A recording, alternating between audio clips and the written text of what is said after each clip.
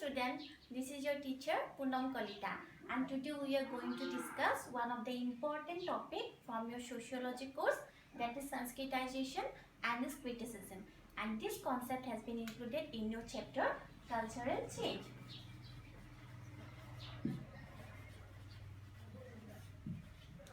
Before discussing the concept of Sanskritization, we must note that Sanskritization is a type of social change. So Sanskritization is a type of social change.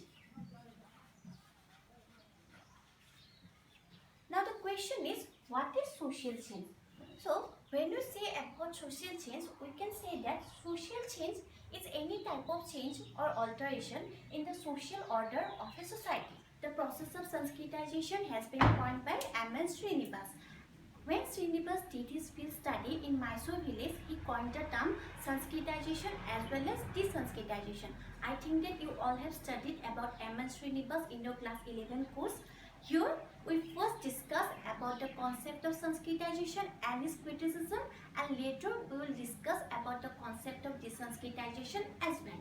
Now move to the concept of Sanskritization.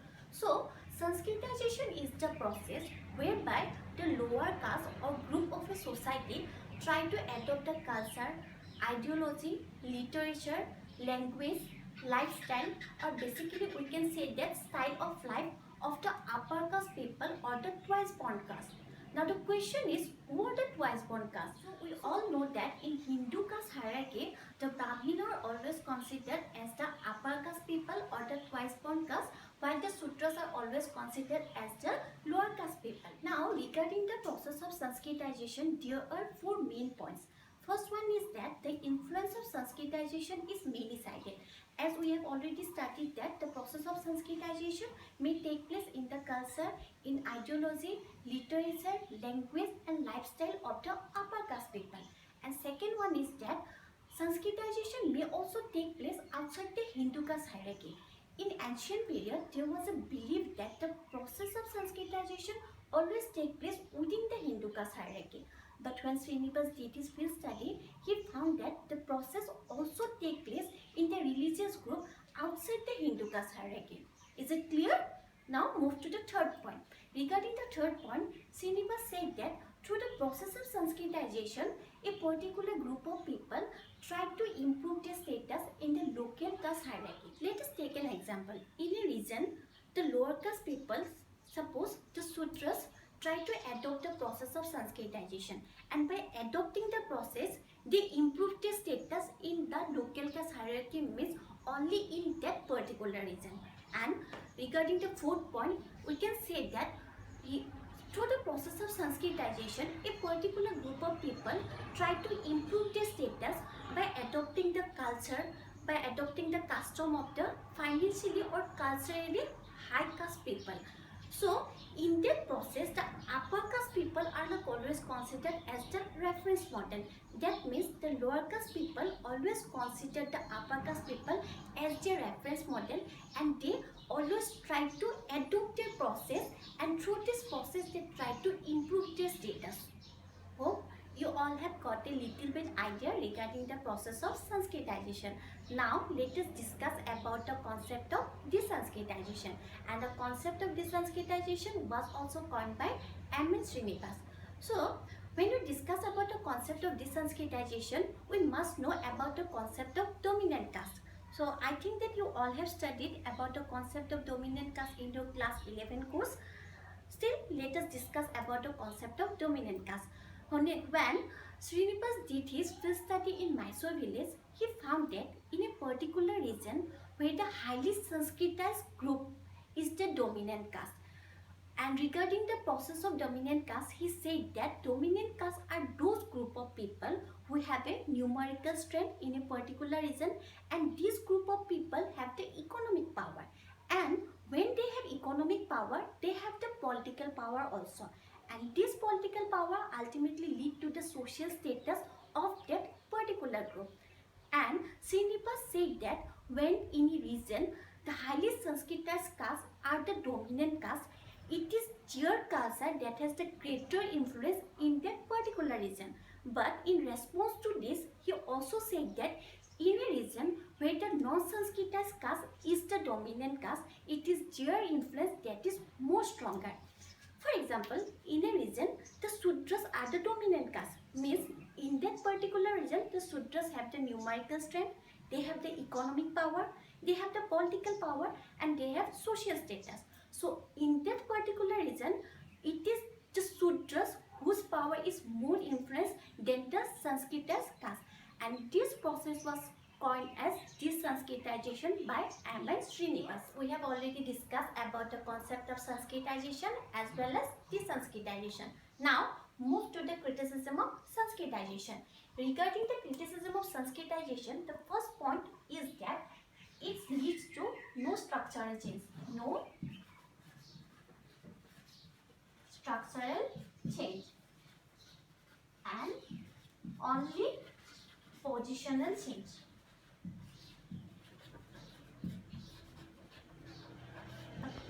Now, when you say about the structure, in general term, we can say that structure is the basic infrastructure of an organization.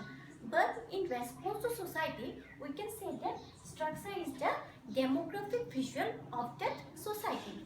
Now, the process of Sanskritization leads to no structural change, only the positional change of a particular group of people. Let us take an example. In a region, there are 100 people. Means total number of people in that region is 100. Out of the 100 people, the 60s are the Brahmin or the upper caste people. Okay?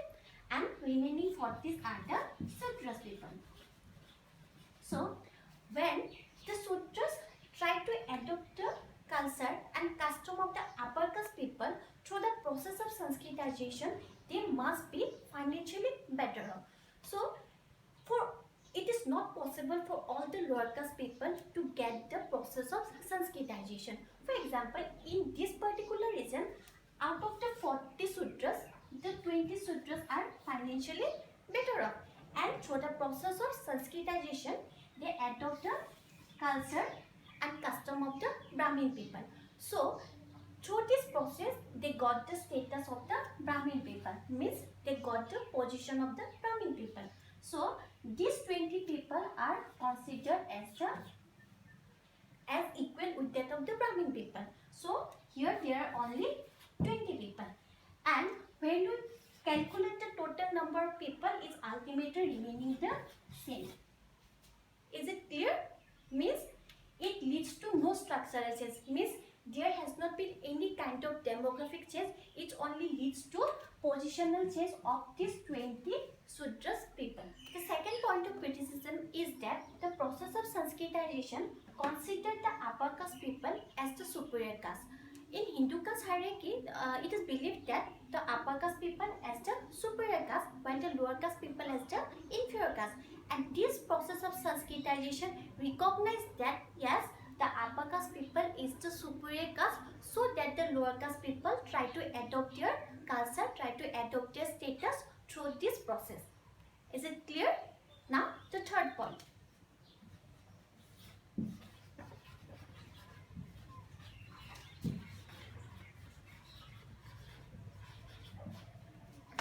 The third point of criticism is that the process of Sanskritization also recognized that there is the concept of pure and pollution. Means the upper caste always considered as the pure caste, while the lower caste always considered as the impure or the polluted caste. And this polluted caste try to adopt or try to get the status of the pure caste through this process of Sanskritization. Now, the fourth point. Seclusion of girls, dowry practices,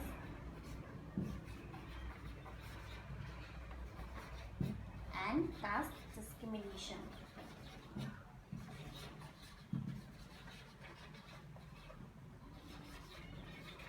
So, in upper caste people, there is the practices of dowry, and they always practice the caste discrimination. So, through the process of Sanskritization, when some of the lower caste people get the status of the upper caste people, they also started the same practices such as seclusion of girls, they also practices dowry, and they also started the caste discrimination against the other group of people. Now, the last or the fifth point of criticism of Sanskritization is that the word of labor that the lower caste people do is considered sinful. Okay, the process of Sanskritization leads to the concept that the work of labor that the lower caste did is always degraded or shameful. The work that is based on agriculture, that is based on medicine, have no importance in the industrial area. Okay, student, now let us take and review what we have done already. So far we have studied about the process of Sanskritization, and here we have studied that Sanskritization is the process where the lower caste or the lower caste people or the group try to adopt the status or the culture of the upper caste people. And we have also studied about the concept of De-Sanskritisation. And regarding De-Sanskritisation, there is a correlation, or we can say that there is a connection with that of the concept of dominant caste. And after that, we have studied about the 5 criticism of Sanskritization. That means, first one was that Sanskritization process leads to no structural change, only positional change. Second is that this process recognizes that the upper caste people are always as the superior caste, and it also recognizes the concept of pure and pollution. And fourth one is that this process leads to caste discrimination, dowry practices, seclusion of girls. And fifth point is that this process considered that the work or the work of labor that the lower caste people do is always shameful or degraded. So student, I hope you have got a little bit idea regarding all this concept, and if you have any queries, you can ask in the comment section. Okay student, this is your teacher Poonam Kalita signing off, and please subscribe the channel and hit the like button. Thank you.